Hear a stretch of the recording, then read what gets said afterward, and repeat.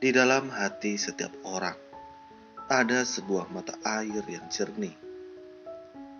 Namun, entah mengapa kita tidak bisa menemukan sumber mata air ini.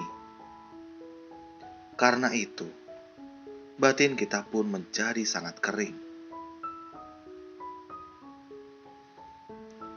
Kita harus mencari sumber mata air kita dalam hati kita. Setelah menemukannya, maka kita harus bekerja keras untuk menggalinya. Meski sumber mata air sudah hampir memancar keluar, namun jika kita berhenti menggalinya, maka airnya tetap tidak dapat mengalir keluar.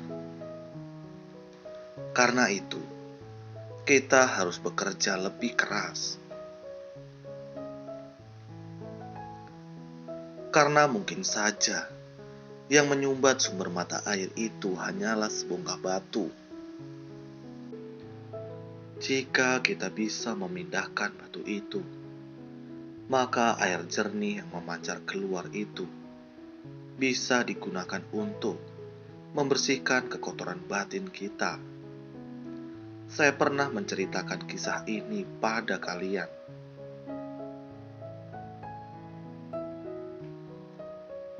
Kisah menggali mata air di dalam hati. Ada sebuah desa yang mengalami kekeringan, hingga warganya sulit untuk bertahan hidup.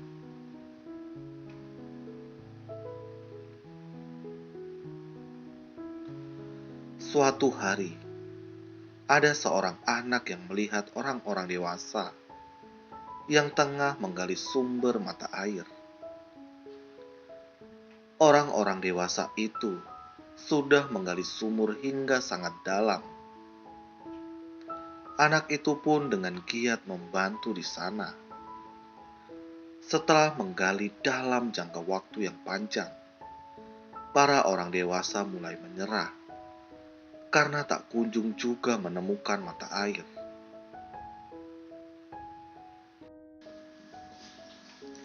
Namun, anak itu merasa sudah begitu banyak orang yang menggali selama berhari-hari.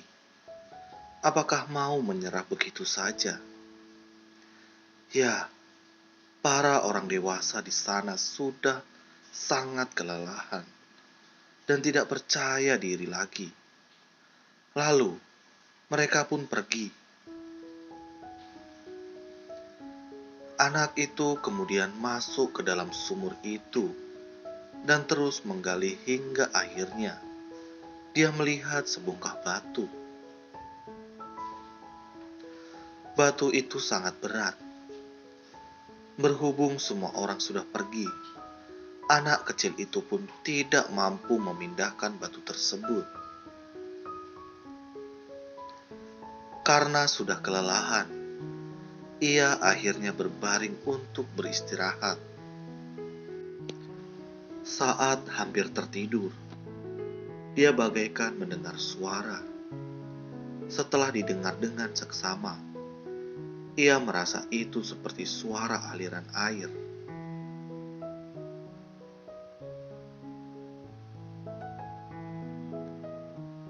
Dari mana suara itu berasal? Anak kecil itu segera menggunakan tangannya untuk terus menggali. Selama 6 hari 6 malam, anak itu terus berada di dalam sumur untuk memindahkan batu itu.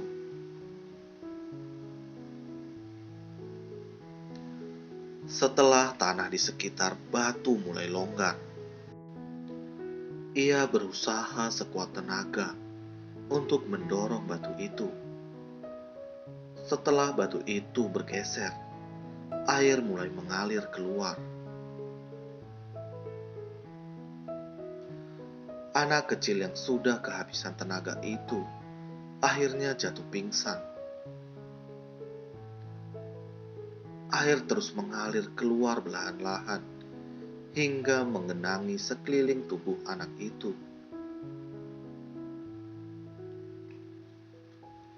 karena tak kunjung pulang ke rumah. Orang tua anak itu dan warga desa lainnya segera mencari anak itu.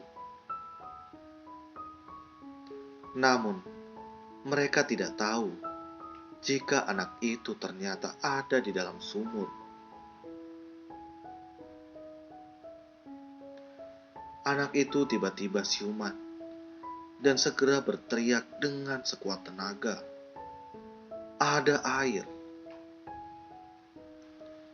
Warga yang mendengarnya segera mencari asal suara tersebut.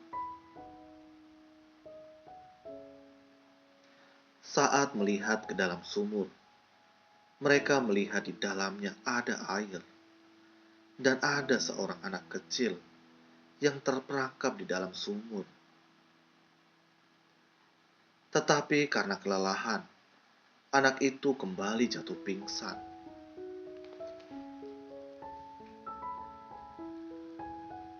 Mereka segera menyelamatkan anak itu dari dalam sumur. Mereka menyadari bahwa anak itu menghabiskan waktu selama 6 hari di dalam sumur untuk memindahkan batu itu, sehingga mata air bisa memancar keluar. Dia telah menyelamatkan seluruh warga desa itu.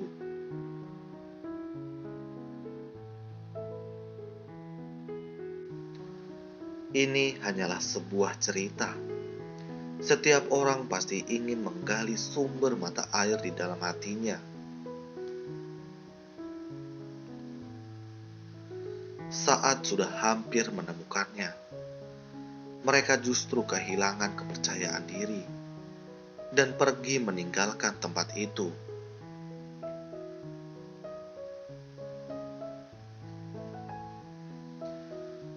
Namun, anak kecil itu memiliki tekad yang teguh. Meski semua orang dewasa sudah menyerah, tetapi anak itu tetap berusaha. Lihatlah, akhirnya ia berhasil membuka sumber mata air. Kita harus meneladani semangat anak itu. Kita harus bersungguh hati. Jika bersungguh-sungguh, maka kita pasti bisa mendengar sumber mata air di dalam hati. Karena itu, kita harus memiliki keyakinan.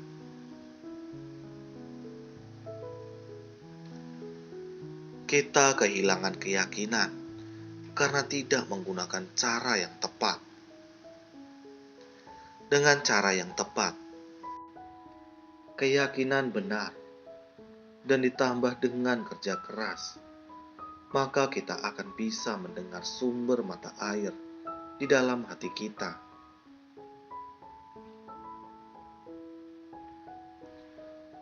Jika kita terus bersungguh-sungguh, pasti mata air di dalam hati juga akan memancar keluar.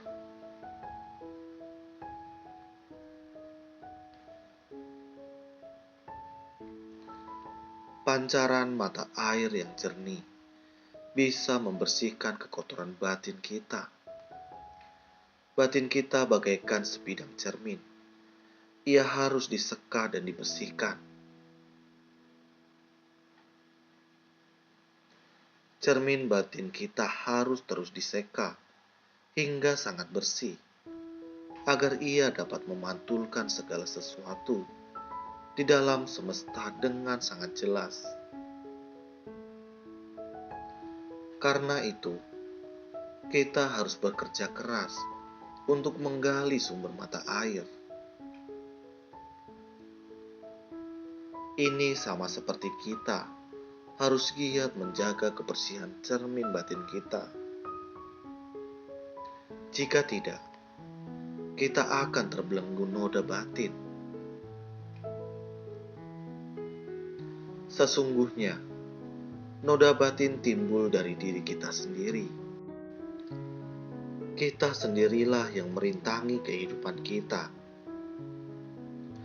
Kita sendiri yang menciptakan masalah dalam hubungan antar sesama. dan kita sendiri yang menutup batin kita. Kita juga kerap merintangi diri untuk mendalami ajaran kebajikan. Karena itu, tanpa disadari, kita harus mengakumulasi noda batin. Jika pikiran terbelenggu noda batin, kita harus menggunakan air pertobatan untuk membersihkan batin.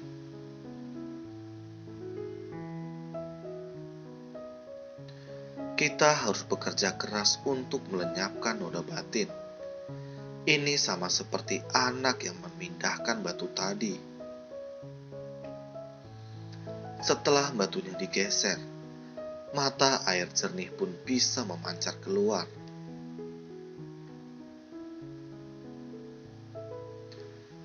Setelah dibersihkan, maka hati kita akan sangat lapang dan murni, sehingga tidak akan lagi mudah tercemar dan terjerat oleh segala masalah.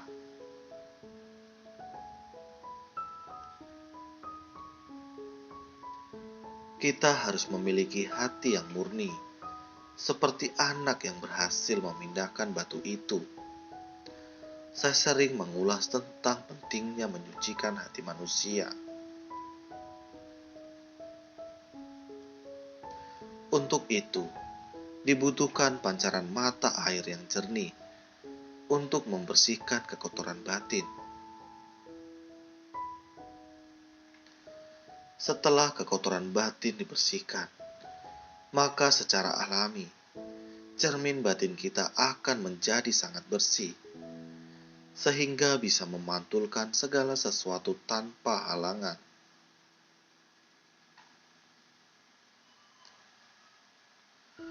Setelah batu yang menyumbat itu dipindahkan, maka mata air yang jernih akan memancar keluar untuk membersihkan kekotoran batin, sehingga cermin batin kita menjadi cemerlang dan bebas dari kekotoran batin. Terima kasih, semoga bermanfaat.